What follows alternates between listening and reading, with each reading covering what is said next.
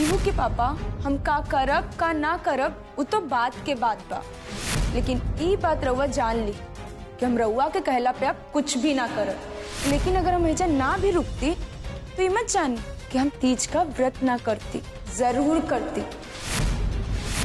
जाए के चाहता रू तो जा, हमू देखा कन्या काल तीज कैसे करता रही, कैसे करता रही।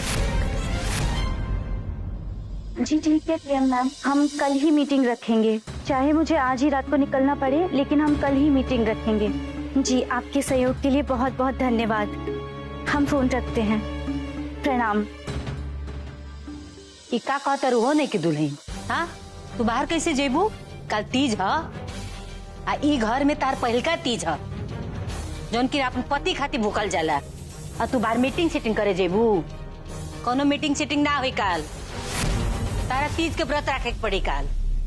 हाँ नहीं की भौजी, माई एकदम ठीक कहा ताड़ी। अब अमर के पत्नी तो तू ही बाड़ू और एक घर के पतोह भी। अब कन्या प्रधान जी मतलब पूर्व कन्या प्रधान जी तो घर छोड़ के जात पाड़ी, तो तीज त्योहार सब अमर खातिर तहरा के करे के पड़ी। और पढ़ल लिखल बाड़ू तो का भइल, हमार मोहिनी भाभी तहरा से ज्यादा पढ़ल लिखल बाड़ी, लेकिन हर तीज त्योहार टाइम पे करेली। ए बेर तो वो अपने मायके गइल बाड़ी ये घर के माहौल देख करके। गोदावरी देखा, हम तारा से यही कहब कि भले तू गंगापुर पंचायत के प्रधान बन गई बाड़ू, लेकिन ओकरा से पहले तू अमर के पत्नी भी बनल बाड़ू। तो तारा कम से कम अपन पत्नी धर्म निभावे के चाहिए। भौजी ई तरह हुआ ठीक है कह रहल बानी के पत्नी के धर्म होला पति के सबसे पहले मान सम्मान प्रतिष्ठा के ख्याल रखल, पति के खुश रखल और पति खातिर सब कुछ कई। लेकिन भौजी जब कौनो आदमी सामाजिक सेवा के जिम्मेवारी ले लेला नु तो ओकरा खातिर खाली पति पत्नी ना, एह से बढ़ के भी जिम्मेवारी बा, उ बा समाज के खातिर। जब डीएम साहिबा अब मीटिंग रखले बाड़ी, सब प्रधान के बुलावले बाड़ी, ता भौजी रउए न बताई कि ई कैसे ना जी हन। यही से भौजी जवन जिम्मेवारी जनता से मिलल बानू ओकरा के बखूबी दृढ़ संकल्प के साथ निभावे के पड़ी। ये परिवार खातिर भौजी प्रधानी से बड़ काम कौनो दूसर नहीं खे। यही से नौकी दुल्हन के मीटिंग में जा ही के पड़ी। दुल्हन के कंधा पर जे समाज के इतना बड़ उत्तरदायित्व मिलल बा ओकरा के तो बखूबी निभावे के पड़ी नु भौजी।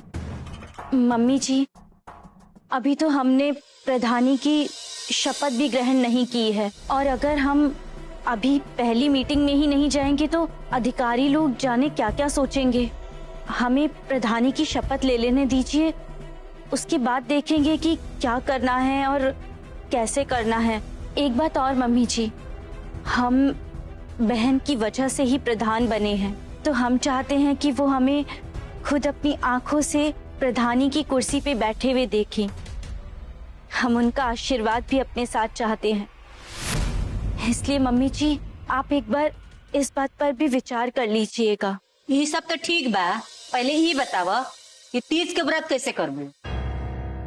काहे बात के बात बा, दुल्हन जे कर रहल बाड़ी सब ठीक कर रहल बाड़ी। एक बात बतावा, अगर कन्या रुक जइहन त का 2 दिन से घर में खर्च की घट जाई। कन्या प्रधानी के शपथ ग्रहण तक एजे रुकियन। जब प्रधानी रही नू तो ऐसा ही अजर अमर खुशी ये घर में बनल रही। बाबूजी काहे खातिर रुक जइहन आरती? जब एक बार फैसला हो गइल बा कि वो घर से जइहन तो फिर जइहन। अब बार बार उनकरा के घर में रोक के मुंह माया बढ़ेला का जरूरत था?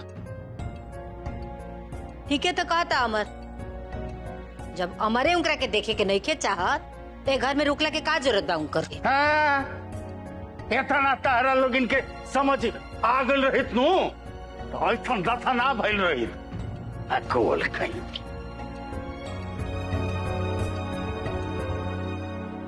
नहीं की दुल्हन तारा कुछ बुझाता? हाँ, तार दीदी या अतना तार पति के अपमान कैली, अतना भला बुरा कहली, तब तू उनका खातिर सोचा तारू? हाँ, लेकिन मम्मी जी बहन तो सिर्फ हमारा साथ ही दे रही। बहन इनके छोड़ा तू। अरे चुड़ैल के साथ रहिला, बाकी सौतीन के साथ ना रहे के चाहिए। अरे जा तेरी तो जा, रोकत काहे बड़ू? मम्मी जी हम सिर्फ इतना जानना चाहते हैं कि हमारी प्रधानी की शपथ ग्रहण होने से हमारी प्रधानी की शपथ ग्रहण होने तक बहन इस घर में रुक सकती हैं या नहीं। अरे हम तो इहो नहीं चाहत कि कन्या इधर रह के अपन तीज के व्रत करस। जब उनकर मर्दे नहीं के चाहत तो का इधर तरकुल के पेड़ खाती व्रत रखी है? मम्मी जी ये हमें नहीं पता कि बहन ये व्रत रखेंगी या नहीं, ये आपका फैसला है। लेकिन हम प्रधान बहन के आशीर्वाद से बने हैं, तो हम चाहते हैं कि प्रधान की कुर्सी पे बैठते हुए वो हमें जरूर देखें। और रही बात हमारी मीटिंग में जाने की, तो पिताजी ने उसकी इजाजत हमें दे दी है, तो मीटिंग में तो हम जरूर जाएंगे। जाए के चाहता रू तो जा, हमू देखा कन्या कल तीज कैसे करता है।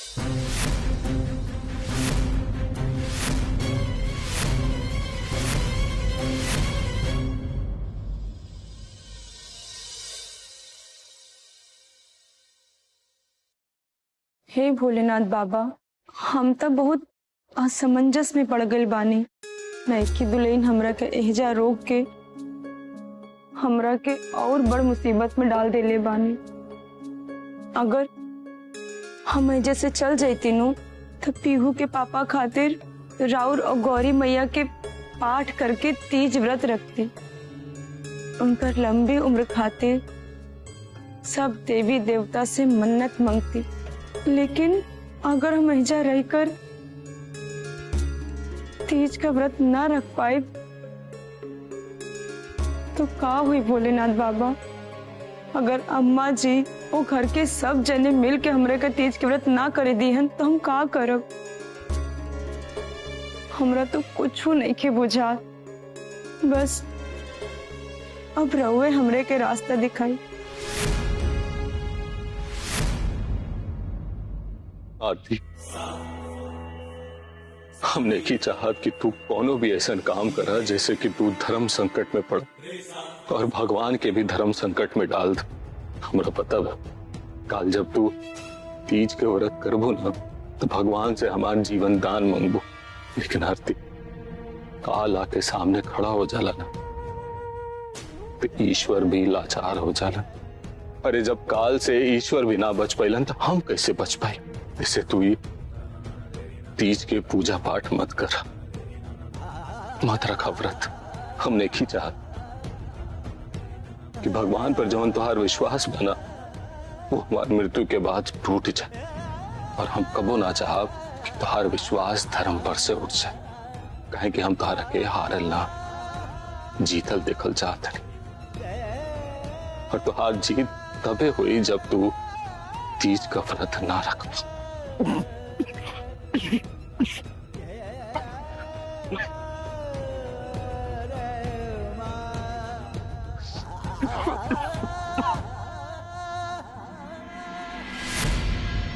भोलेनाथ बाबा, अब रउआ हमरा के आशीर्वाद दी कि हम पीहू के पापा के खातिर इस तीज के व्रत पूरा कर सकी।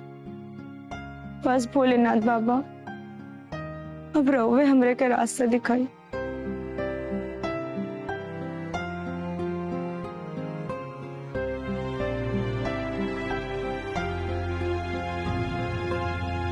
फौजी रउआ महादेव से भले चाहे कितना भी गुहार लगा ले, अरे जब राउत पूरा परिवारे नहीं के चाहत कि रउआ तीज के व्रत रखी तो रउआ तीज के व्रत कैसे रख सकता नहीं? रउआ सुनी ना कि सब लोग अपन अपन कैसे फरमान जारी करत रहला। ना बबुआ जी, वहाँ की कुछ मत कही, उन लोगन के कोनो गलती नहीं की। अरे जब हम खुदे नीम करेला जैसी बात उघटले बानी तो वहाँ सब हमारे बारे में यही सोची नहीं, लेकिन अभी हम का सोच रहे बानी पूजा के लेकर हम रउआ से बतावल चाहत बानी। बबुआ जी बस अब रउए हमार मदद कर सकत बानी, और अगर रउआ मना कर दे तो हमार सब उम्मीद पर पानी फिर जाई।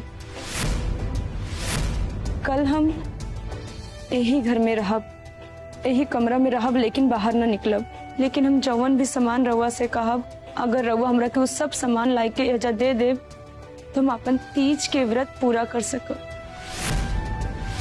बोली ना बबुआ जी, रउआ करब ना हमार मदद? जरूर करम भौजी।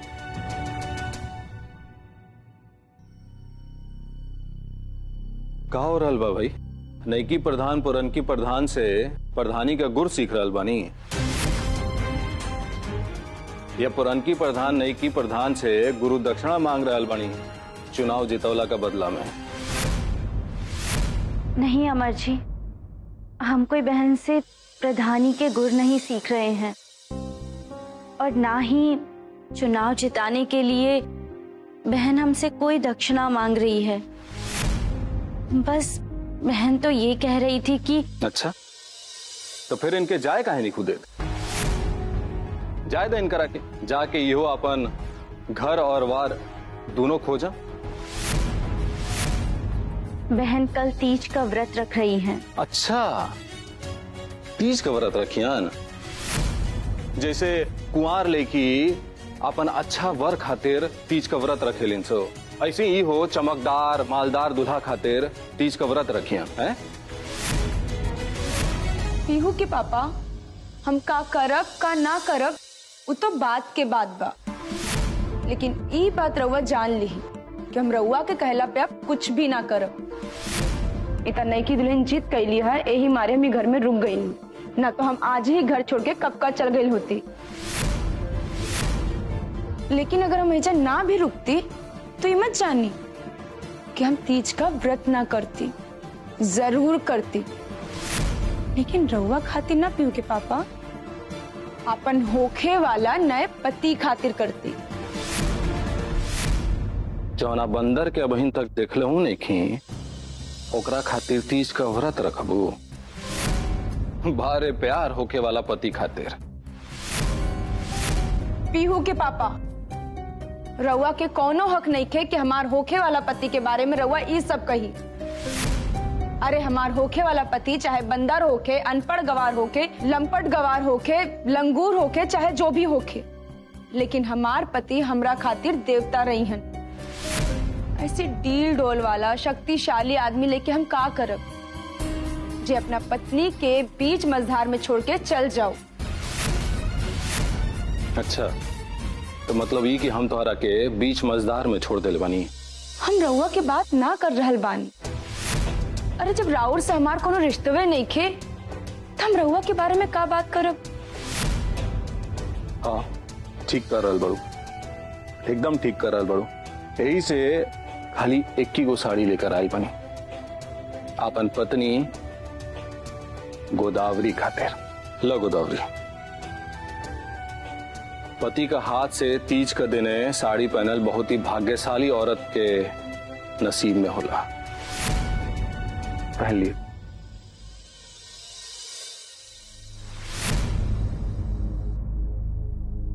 बहन, बहुत सारी बातें हैं जो हमें कहनी है, लेकिन हम कह नहीं सकती। लेकिन कुछ बातें ऐसी भी हैं जिन्हें कहे बिना हम रह नहीं सकते। लीजिए, आज ये साड़ी अमर जी ने हमें दी है। हम पूरे विश्वास से इसे आपको दे रहे हैं, लेकिन हाँ, हमारे, आपके और रंजन देवर जी के अलावा इस बात के बारे में घर में किसी को पता नहीं चलना चाहिए कि आप तीज का व्रत रख रही हैं। और हाँ बहन, बस इस साड़ी को आप अमर जी की तरफ से अपना अंतिम तोहफा समझकर अपनी अंतिम विदाई के लिए रख लीजिए।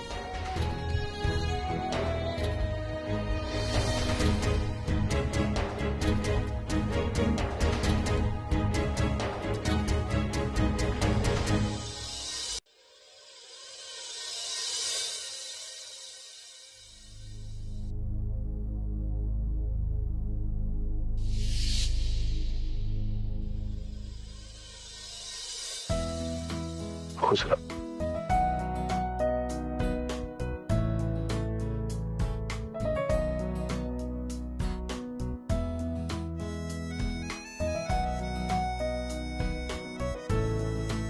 तो बात बताओ हमारा, क्या अगर हम इंजन ना रहती तो पैर कैसे छुओ तो हमार? ऐसा होके नहीं कह सकत कि हम कोनो व्रत त्योहार रखी और रउआ हमरे साथ ना रहा।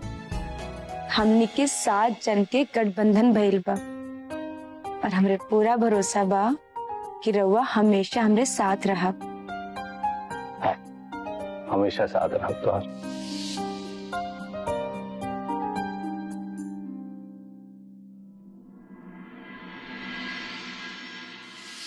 फिर जब भगवान श्री रामचंद्र जी सोना के हिरण लियावे खातिर जाए लगनी तो माता सीता उनकर पैर छुई के प्रणाम कईनी। मम्मी, भगवान श्री राम जी के बारे में सीता मैया जी के बता रहे हैं क्यों भगवान बारन? हर पत्नी के लिए उनकर पति भगवान ही होला। ये सब बकवास बोला। हमरा हिसाब से तो पति पत्नी बराबर होखेला, और जब पति पत्नी बराबर होखेला तो पत्नी पति के पैर कहाँ छुई और पति भगवान कैसे हो गए? पीर के पापा, पति पत्नी के बराबर होला के बाद भी पति के भगवान कहल जाला और जवन पति अपने पत्नी के भरण पोषण रक्षा और तारण करेला वो भगवान ही होला। यही से जब पत्नी अपने पति के पैर छूकर उनकरा के इज्जत देली तो पति के पूरा हक बा वो सम्मान पावे के।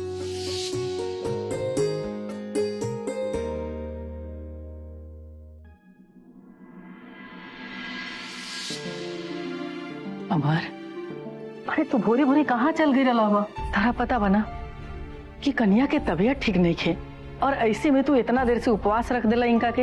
अरे तो खा लेवे के छात्र रहा ना।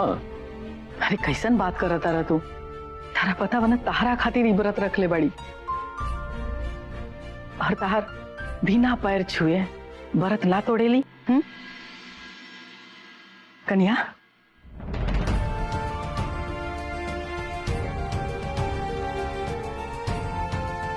खुश रहा। अब भगवान तुम्हारा के बुद्धि दा दकियानुसी सोच से बाहर निकल के। के पापा, इस सोच ही पति पत्नी के रिश्ते के डोर होला और जैसे ही पारंपरिक सोच खत्म हो जाए नु तो पति पत्नी के रिश्ता सिर्फ नाम भर के रह जाए और यह सोच पति पत्नी के विश्वास के मजबूत करेगा।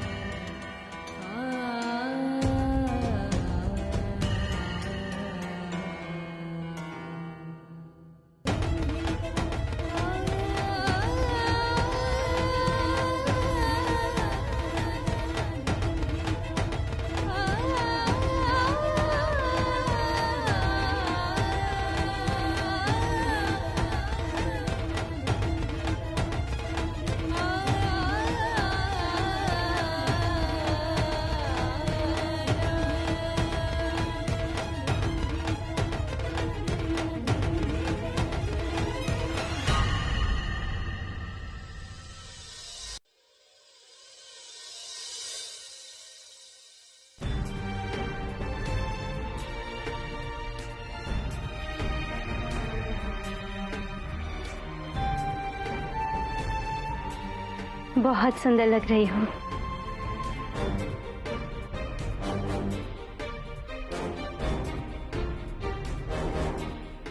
मैं की दुल्हन, हम तहार ये एहसान जिंदगी भर न भूलब।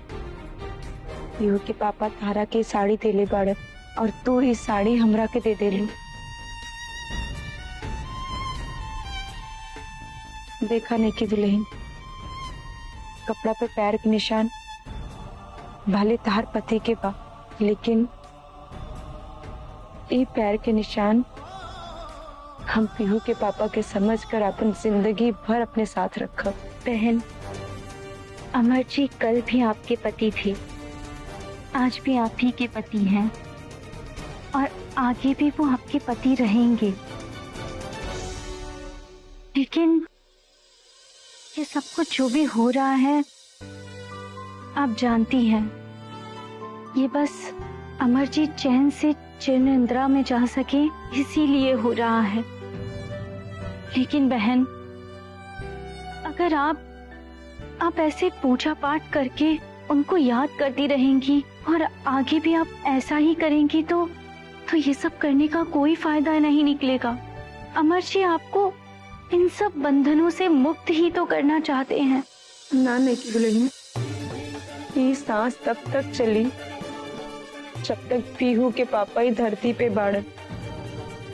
अब सब कुछ भोलेनाथ बाबा के हाथ में बा और आज ये अबला के साथ साथ भोलेनाथ के भी परीक्षा के घड़ी बा। क्यों पीहू के पापा की जान बचाई हन या फिर उनकरा से पहले हमार प्राण छीन ली।